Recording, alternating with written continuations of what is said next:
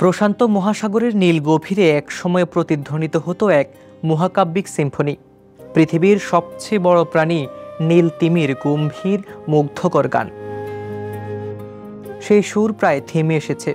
ঢেউয়ের নিচে এখন শুধু নীরবতা, যেন সমুদ্র নিজেই শ্বাসরুদ্ধ হয়ে আছে। এই নীরবতা শুধু এক প্রজাতির হারানো সুর নয়, বরং এটি সমুদ্রের অন্তর্গত এক অদৃশ্য মহাসংকটের আগমনী বার্তা। যুক্তরাষ্ট্রের ক্যালিফোর্নিয়া উপকূলে সমুদ্রের তলদেশে বসানো হাইড্রোফোনের তথা ধ্বনি সংগ্রাহক যন্ত্রে চমকে দেওয়া এক তথ্যে উঠে এসেছে।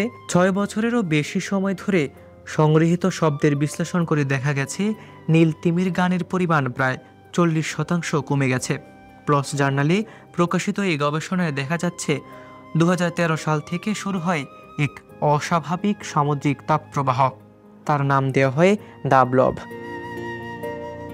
প্রথমে আলাস্কা উপকূল ও বেরিং সাগরে জন্ম নেওয়া এই উষ্ণ জলরাশি পরে ধেয়ে যায় উত্তর আমেরিকার পশ্চিম উপকূলে। কিছু এলাকায় সাগরের গড় তাপমাত্রার চেয়ে তা বেড়ে যায় 4.5 ফারেনহাইট পর্যন্ত।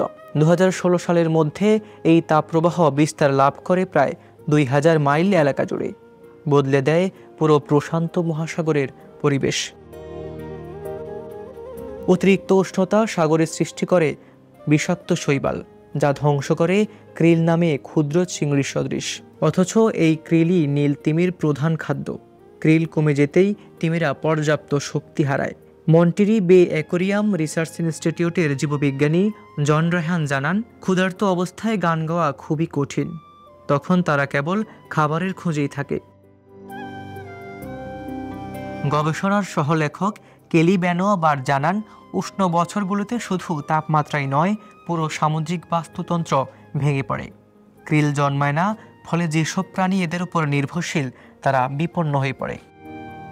বিজ্ঞানীদের আশঙ্কা পরিস্থিতি আরও ভয়াবহ হবে, কারণ মানবসৃষ্ট জলবায়ু পরিবর্তনে পৃথিবীর মহাসাগরগুলো ইতিমধ্যেই অতিরিক্ত তাপের 90% শোষণ করছে। এর প্রভাবে ক্রিলসহ নানা ক্ষুদ্র প্রাণীর বিলুপ্তি সমুদ্রের পুরো খাদ্যচক্রকে ভেঙে দিতে পারে।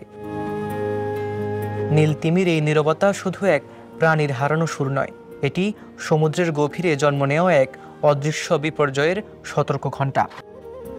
হাবিবুর রহমান নিশান, খবর সংযোগ।